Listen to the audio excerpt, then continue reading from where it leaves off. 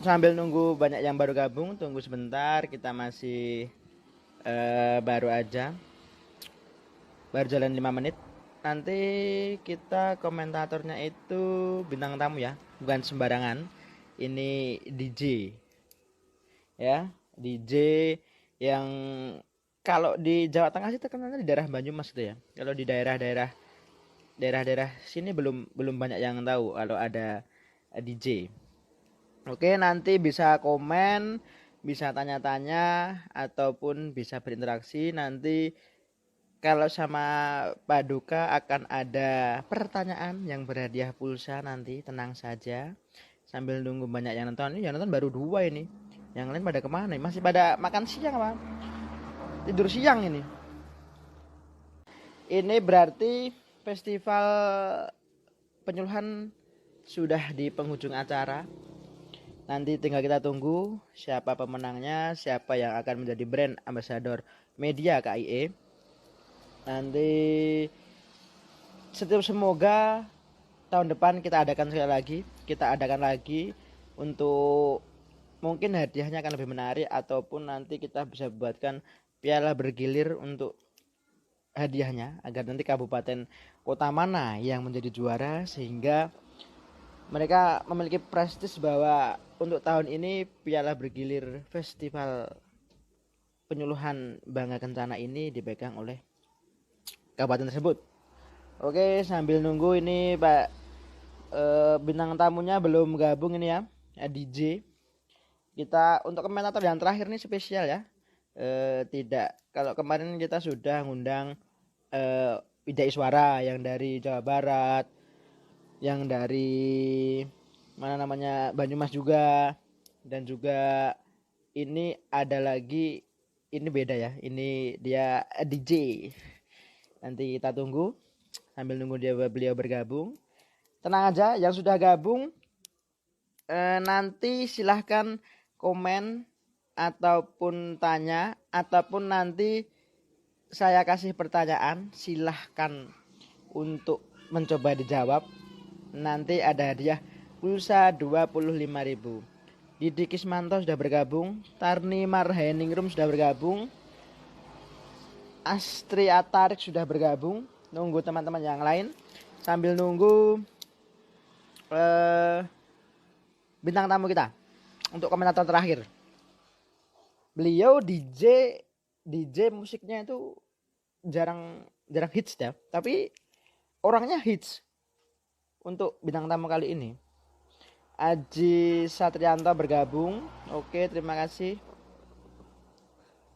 Mbak Jam. Friska Nadira, halo. Ya bos. Teman-teman yang lain suruh live bos. Tri Hatmoko bergabung. Silahkan. Ini untuk sambil menunggu bintang tamu. Ada satu giveaway ini, siap pertanyaan ini. Ada satu pertanyaan nanti yang kalau bener dapat pulsa 25.000, nanti DM aja ke IG IPKB Jawa Tengah. Pertanyaannya siap disimak. Pertanyaannya adalah Pak Bambang Wijanarko, selamat bergabung. Kacamata dek, udah siap dek. Pertanyaannya adalah binatang apa yang berbahaya kalau ada di pom bensin? Pak Bambang, ya. Yang bisa jawab langsung komen sambil nunggu nanti bintang tamunya kita DJ. Mungkin dia baru perjalanan ya, karena DJ itu kan jobnya banyak gitu ya. Tak ulang lagi, binatang apa yang berbahaya kalau ada di pom bensin? Yang bisa jawab silahkan komen sambil kita ngobrol sama DJ. Ini udah bergabung ini ya DJ. Kita undang dulu ya. Kita ajak bergabung. Mana tadi? Nah ini. Tokek salah. Rahmadi Wahyu salah. Oke, ini sudah menunggu bintang tamu kita. Ini dia bintang tamu kita. DJ kondang dari Banyumas. DJ Ami gitu ya. Pesta. Sudah gabung Pak ya Pak? Sudah mulai. Udah mulai.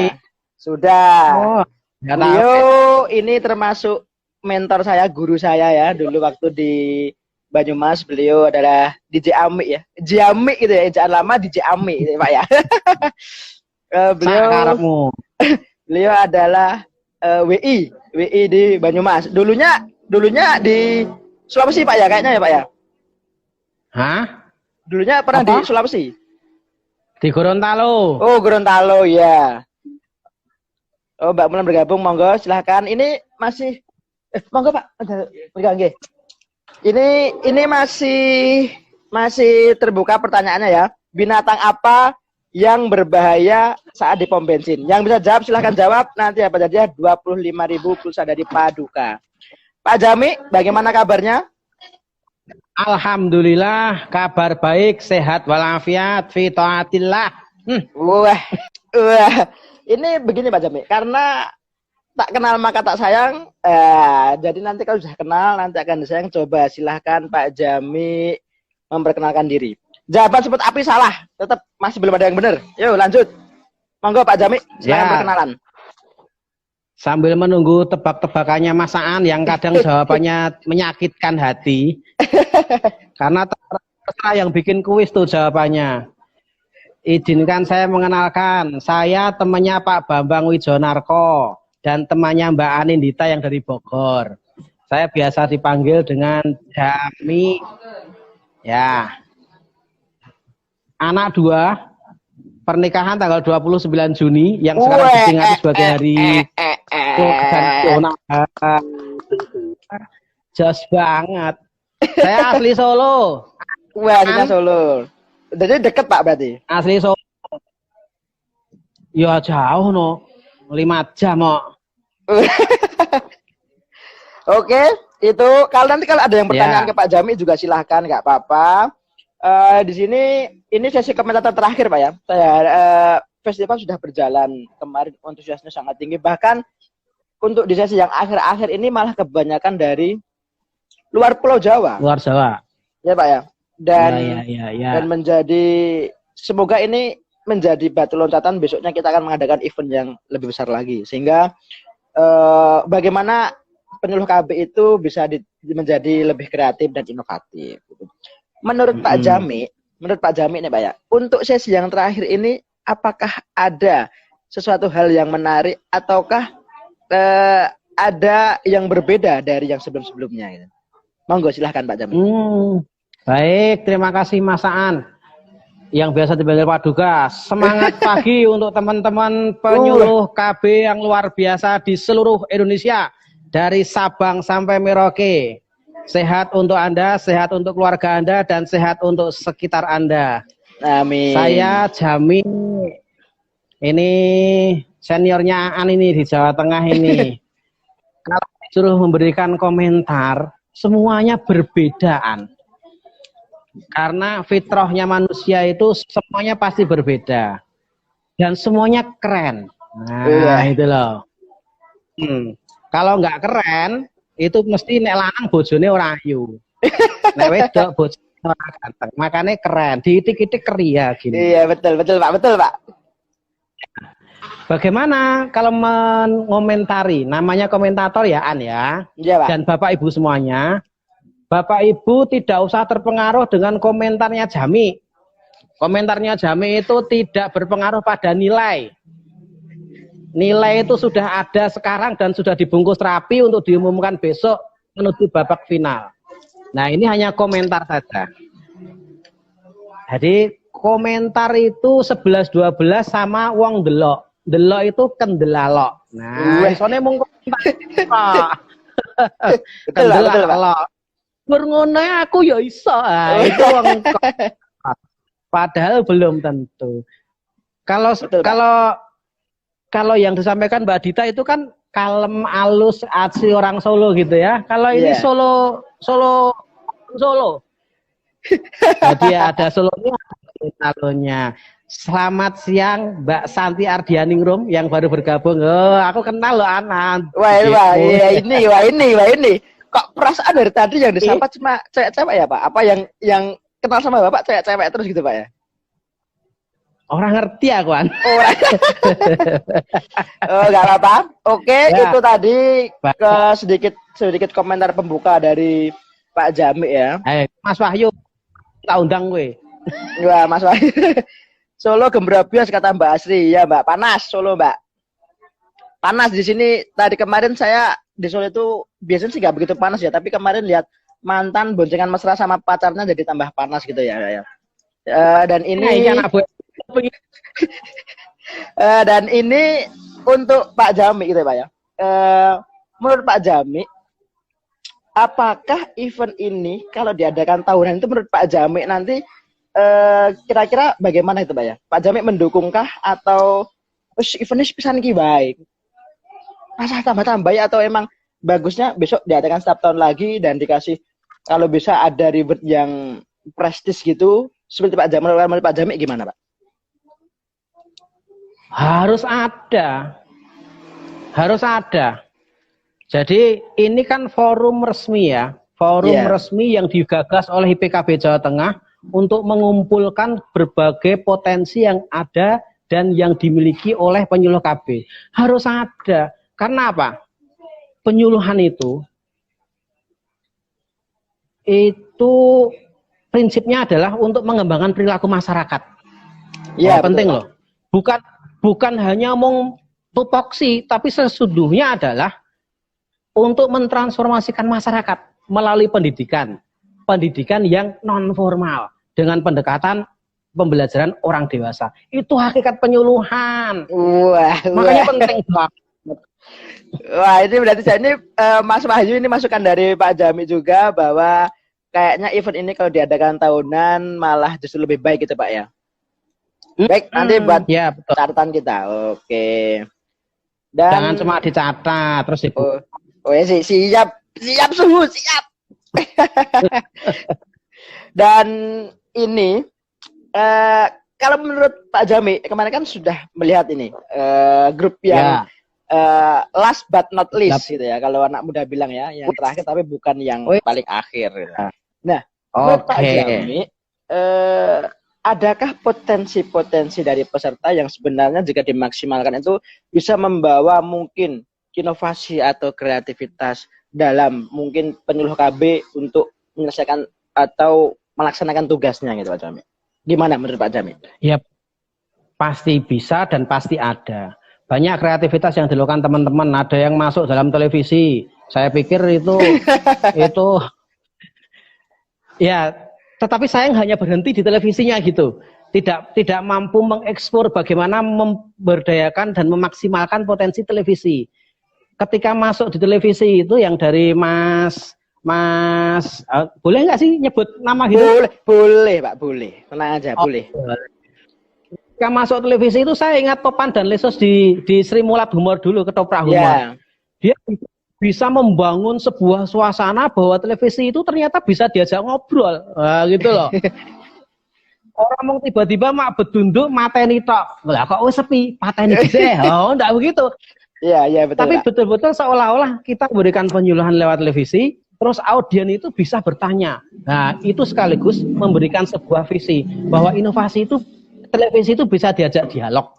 Nah, gitu loh. Oke, itu pembukaan dulu ya. Oke, siap. Nah, ini saya kapan komentarinya kapan? Nanti disenggai apa-apa. Gimana? Gak apa kalau saya sih santai Pak ya, kan komentatori santai itu Pak. Komentatori sebetulnya kelok gitu terus itu Pak. Kalau di saya ya enggak.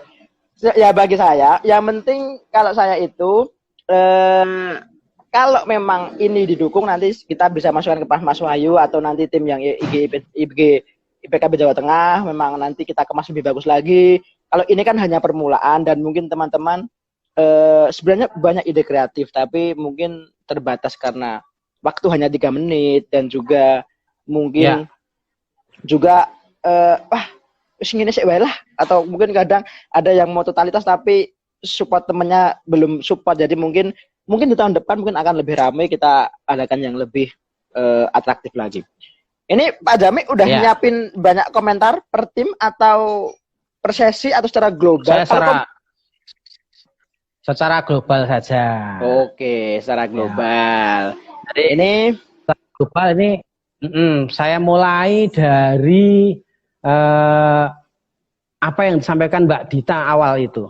Bahwa betul sekali ketika memberikan sebuah penyuluhan itu penting disusun proporsi dan komposisinya. betul, Pak. Komennya dikit aja, Pak. Komennya Pengantarnya dikit. aja yang banyak. Pengantar toh di sini. Oke. Ini pernyataan, Pak ya. Banyak yang Enggak ngefans. boleh. Apa dikomentari Mas Didi ya? Ya. Pak Isur, Solo. Saya Solo asli, Pak. Sing Solo kemringeti malah Pak Slamet Suryanto kuwi. Padang. Aku Solo kotok menane. Nah, proporsi dan komposisi sudah disampaikan Mbak Dita, penting supaya indah dipandang. Bagaimana kepala tidak lebih besar daripada pinggang. Nah, kemudian Pak Bambang sudah menyampaikan tentang perencanaan. Mengapa perlu perencanaan? Ini yang penting. Mengapa perlu perencanaan gitu? Karena penyuluhan itu bagian dari sebuah ilmu pengetahuan. Gitu. Ketika penyuluhan itu sebagai bagian dari sebuah ilmu pengetahuan, pondasinya adalah iki kayak kuliah penyuluhan, Bro. Biasanya yang ngotot Pak. Ini aku langsung kayak klemun-klemun nih Pak ini. Tapi nggak apa-apa, lanjut Pak Jami. Ya. Oke. Pondasi penyuluhan itu adalah ilmu perilaku. Jadi biasa disebut bahasa Boyolali Cepogo itu behavioral science. Wah.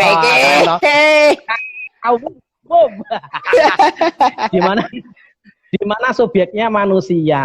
Nah, kalau subjeknya manusia, maka ketika perkenalan ini teman-teman dari kelompok 1 kloter pertama sampai kelompok 11 kloter terakhir, saya belum melihat ada yang memberikan pembatasan ruang lingkup. Jadi ketika perkenalan itu sampaikan bahwa saya akan memberikan penyuluhan 8 fungsi remaja ini kepada remaja. Itu. Jadi juri tahu, pantas pendekatan yang dilakukan begini karena audiennya adalah remaja. Saya akan memberikan penyuluhan ini kepada tokoh masyarakat atau tokoh agama. Maka ketika dalil pakai dalil-dalil yang baiti jannati, kemudian sakinah, mawaddah, warohmah itu pantas gitu. Nah kalau tidak disertakan di dalam perkenalan itu bahwa saya akan memberikan penyuluhan pada sasaran ini, audien kan bingung. Wah, ini gayane kok koyo aan gitu, alay-alay gitu, wah gini-gini. Wah, tua ya. Wah, akhirnya komentatore sama jurine nunjang palang menyesuaikan dengan keinginannya si presenternya. Wah, iki gayane alay. Aku tak rambutnya pakai rambut itu pakai sabut kelapa dibalik itu loh. Wah, apa? Tomahawk. Mohak. Ya itu. Ya jadi gitu. Mengapa kok perlu menyampaikan gitu? Ini esensinya. Mengapa kok perlu Bapak Dewan Juri kemudian panitia saya akan memberikan informasi ini untuk anak-anak remaja. Maka kita akan mampu memvisualisasikan. Oh, sing tak ada bikin cah nom-nom loh. Nek cah nom-nom, maka pendekatannya jangan terlalu pendekatan yang melangit. Pendekatannya yang kekinian gitu. Apa yang disampaikan Mbak Indah itu kekinian di kelompok berapa itu mulai itu. Kemudian kalau ketemu sasarannya, ya, kalau ketemu sasarannya bahwa yang adalah tokoh agama, tokoh masyarakat atau kepala dinas itu muncul rasa itu. Ketika muncul rasa, maka apa yang disampaikan itu penuh dengan rasa. Vibrasinya kena, Bro. Kalau nggak dengan rasa mau koyo apalan, nggak kena vibrasinya. Semesta tidak mengamini. Nah, gitu loh. Gaya tok komentator loh. Komentator ya bisa ya. Jadi setelah kita tahu bahwa hakikatnya penyuluhan itu adalah sebenarnya sedang mendidik masyarakat dengan pendekatan pembelajaran orang dewasa, maka kita tahu peran penyuluhan. Coba peran penyuluhan apa? Coba diketik. Siapa yang bisa? Hadiah 25.000 dari Aan. Peran penyuluhan. Ya, Ayo, bagus sekali siapa? itu dari Aceh jawab itu. Wah, Belum, keren. belum, Pak, belum ada yang jawab, Pak. Belum ada yang jawab, Pak. Oh, belum. Ini yang Selamat kasih siang hadiah. Gorontalo. Oh, keren. Ya, ya ada yang kasih pertanyaan Pak Jami ya suruh bayar saya ini. Waduh. Oke, pertanyaan saya tadi aja belum dijawab loh, Pak. Belum ada yang belum benar tadi. Oke. Gimana Pak Jami, Ini lanjut? yang bisa jawab dapat kaos ambiar dengan bau keringat saya. Mundur Jadi, sithik, kepalamu keprapat. Oke, Mas Wahyu. Maka Pak Jami lanjut. Peran penyuluhan itu untuk mengubah ada 3 peran. Bagaimana menjadikan orang yang belum tahu menjadi tahu. Bagaimana menjadikan orang yang belum bisa menjadi bisa. Dan bagaimana menjadikan orang yang belum mau menjadi mau. Itu peran. Itu bukan tujuan ya, peran. Nah, tujuannya apa? Membuat orang yang diberi penyuluhan itu menjadi hidupnya lebih baik daripada saat belum diberikan penyuluhan. Oh, betul. Jadi ketika sasaran sudah direncanakan, proporsi sama komposisi disusun, kita memvisualisasikan, oh audienku si A, oke lah, aku akan memberikan pendekatan begini. Gitu. Kemudian yang sebenarnya beberapa sudah, tetapi banyak yang belum, terutama yang teman-teman muan, yang masih baru, mumpung masih Pak. Baru, masih CKB. Kalau membuat naskah penyuluhan, pastikan memiliki 4 huruf ini. Orit, O, Oreo ya, Oreo. R, Rido. I, Indah. D, Delta. Orit. Orit itu objektif. R itu referensi atau rujukan. I itu intervensi. D itu development. Nah, itulah. Siapa? Contohnya gimana contohnya? Contoh sudah dilakukan kemarin salah satu peserta. Bagus sekali itu. Ketika menjelaskan tentang COVID bahwa kita itu tidak sendirian. Secara objektif, hari ini seluruh masyarakat di dunia itu sedang dilanda COVID. Objektif kan itu ya? Yeah. Objek yang ya. Terus kita merujuk di Amerika, di Saudi, di Prancis, di Italia, semua sedang kena yang namanya bencana COVID. Itu sudah bagian dari merujukan. Itu bagian ya. Ya. Kemudian menambah bahwa oh ternyata bukan kita toh, ternyata di negara lain juga toh. Jadi kita tidak sendirian.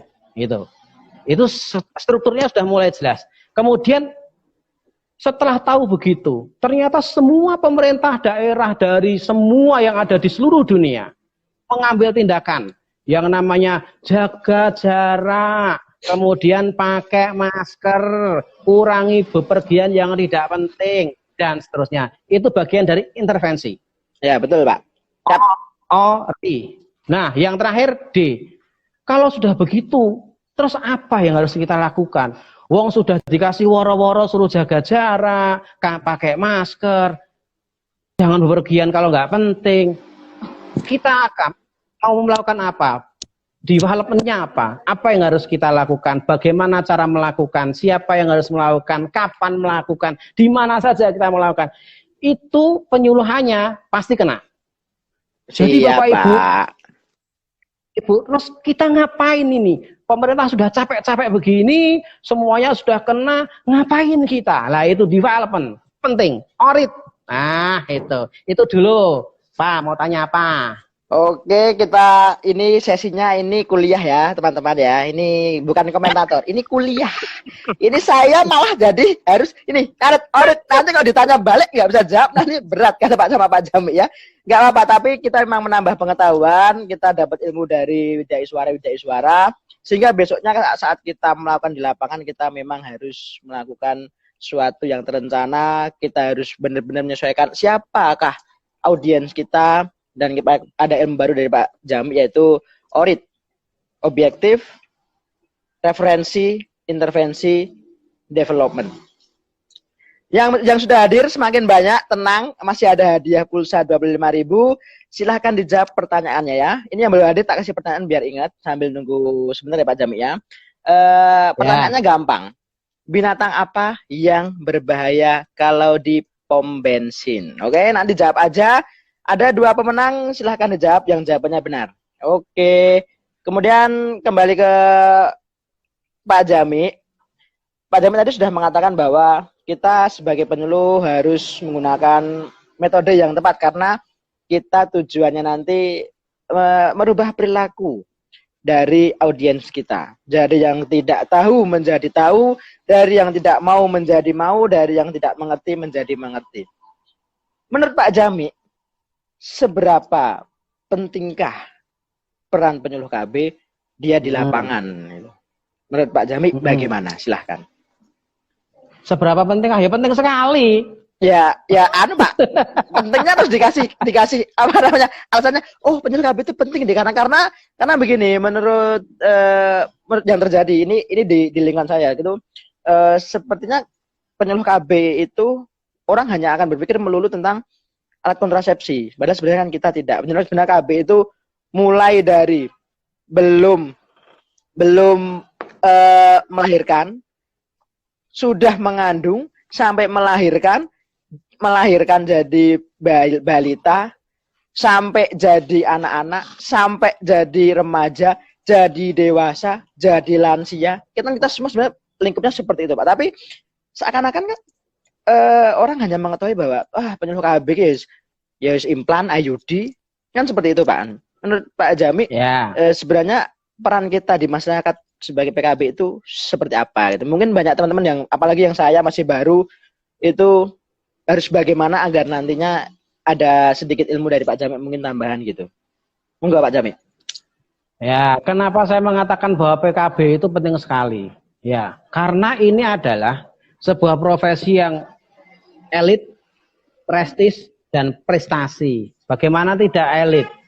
Hanya 15.000 dari 240 juta yang terseleksi bisa jadi PLKB. Satu hal itu prestasi juga. Nah, kemudian kenapa kok di masyarakat lebih dikenal hanya sebagai orang yang jualan kondom misalnya gitu. Sebentar ini Pak Zizur Pak Wali Kota Surakarta nggak mau bilang keren Pak. Keren ini coro-coro diitik-itik keri itu loh. Kata beliau itu. Pesan dari sana kalau saya berencana itu indah. Itu Pak pesan beliau. Oke, nggih Pak Zizur, salam senior. Bu Fadlilah ini senior saya di UNS ini. Nah, beliau lulus, saya baru masuk tapi beliau di FISIP. Ya, oke. Oke, Pak. Nah, kenapa kok kemudian penting? Karena masyarakat sudah terlanjur tahu bahwa saat itu penyuluh KB itu hanya berkaitan dengan alat kontrasepsi, ya. Kemudian yang namanya penambahan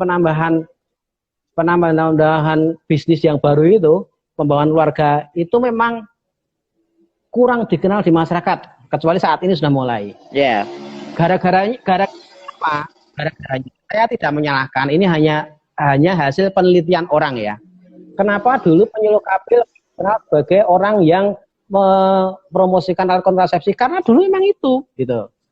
Nah itu turun temurun, dan dulu penyuluh identik dengan sebagai guru penerang.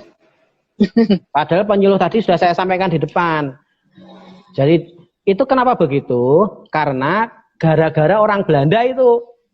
Dulu orang Belanda itu menyebut yang namanya penyuluh pertanian itu dengan disebut yang namanya landbouwvoorlichting.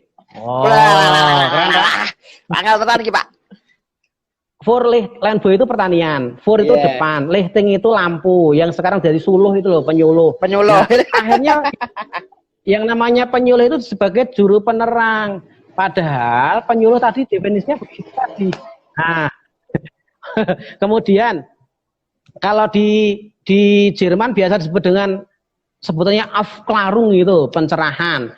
Kalau di Prancis disebut vulgarisation. Nah, kenapa? Tulisannya vulgarisation. Orang Prancis nggak bisa bilang N, makanya aan itu kalau di Prancis namanya aang. Kalau orang Prancis menyusui namanya neneng. Nggak bisa ngomong. Nggak bisa ngomong. Makanya itu, aduh. Wah, Sorry hilang, Pak. ketarik. Hilang, Pak. Wah. Iya, sorry ketarik. Ketarik. Makanya itu perlu kita kembalikan bahwa penyuluh KB itu bukan semata-mata hanya juru penerang. Itu penyuluh adalah betul-betul orang yang memberikan kehidupan lebih baik buat yang disuluh. Oke, gitu. siap. Oke. Teman-teman, Apalagi? ini ada pertanyaan lagi apa enggak? Mumpung ada Pak Jami, ya, jarang-jarang loh ketemu Pak Jami. Walaupun beliau juga selalu ngasih ilmu pun secara live pun dia di akun-akun sosial media, jika ada yang percaya beliau juga pasti menanggapi ngasih ilmunya. Tapi mumpung ini live, silahkan yang mau bertanya. Ini masih ada waktu sekitar 1/4 jam. Cepat sekali Pak ya jamnya ya. Tiba-tiba udah hampir 1 jam itu Pak ya. Wah, nggak terasa ini Pak. Nah, kebut. Nah, oke Pak. Ini lanjutan, lagi. Pak. Oke Pak. Dari kelompok 8 sampai 9 ada beberapa yang masih sifatnya informatif. Padahal penyuluhan itu bukan semata-mata informasi tapi harus persuasif, gitu. Beberapa. Ya, Pak. Hanya memberikan informasi toh. Ketika memberikan informasi tidak persuasif, maka tujuan untuk meningkatkan kehidupan lebih baik untuk yang disuluh tidak kena. Maka tujuan bagaimana mengubah yang dari tidak tahu menjadi tahu kena, tapi tidak mau menjadi mau tidak. Apalagi menjadi dari tidak bisa menjadi bisa. Padahal hanya mau tok itu karena informatif. Nah, tolong nanti Aang yang masih baru ini, yang masih muda ini, jangan memberikan penyuluhan hanya informatif. Pastikan orit tadi ada development-nya. Oke. Komentator bebas. Bebas, santai. Oke, santai, tenang aja. Ini sudah ada yang ngasih jawaban, sudah ada jawaban banyak. Oke, nanti tenang aja. Balai Serumbung, KB Serumbung, jawabannya benar ya. Kenapa? Binatang apa yang berbahaya kalau di pom bensin itu bener kodok ya? Karena kalau ngorek berbahaya, nanti bisa kebakar ya. Oke. Nanti DM Balai Serumbung nomornya berapa? Gak apa-apa. Terus untuk Pak Jami, ini karena udah mendekati waktunya, sudah mepet. Menurut Pak Jami, selain orit tadi, kan sudah terangkan orit tadi, udah dapat ilmu dari yang pertama, dari Budita kemarin, proporsi. Terus kemudian Pak Bambang itu perencanaan, tambah panjenengan orit. Masih adakah nggak sedikit tips dan trik agar bisa kita lakukan sebagai penyuluh KB untuk lebih dilap? Karena kadang itu ada penyuluh KB yang, wah aku rawani mas ngomongnya gini bang, oke. Padahal pekerjaannya sebenarnya penyuluh, tapi dia nggak berani atau aku butuh piye kan. Nah, mungkin ada tips dan trik dari Pak Jami sedikit untuk menghadapi hal seperti itu, melatih kita gitu. Gimana Pak Jami? Ya, siap. Jadi yang pertama, orang itu paling senang disebut namanya. Ketika memberikan penyuluhan secara langsung, beberapa nama tolong disebut. Makanya ketika sebelum memberikan penyuluhan, kita melakukan pendekatan dulu dengan beberapa orang kan. Nanti ketika di forum sebut, selamat datang dan terima kasih atas kehadirannya Bu siapa gitu, Pak siapa gitu. Setelah itu buka sesi dengan mencoba mencari jawaban ya 3 kali. Apakah Bapak Ibu pengen masuk surga? Pasti ya. Apakah Bapak Ibu pengen rezekinya banyak? Ya. Siapa yang pengen hutangnya lunas? Angkat tangan. Nah, itu sudah mencairkan suasana itu. Iya.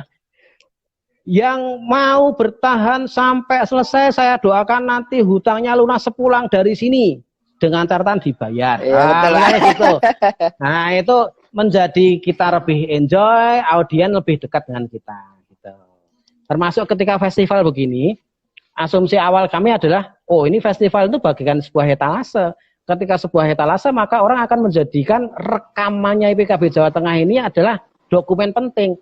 Oh, bahwa saya kalau akan melakukan penyuluhan dengan remaja itu, saya merujuknya ke dia nih, si kloter sekian, kelompok sekian.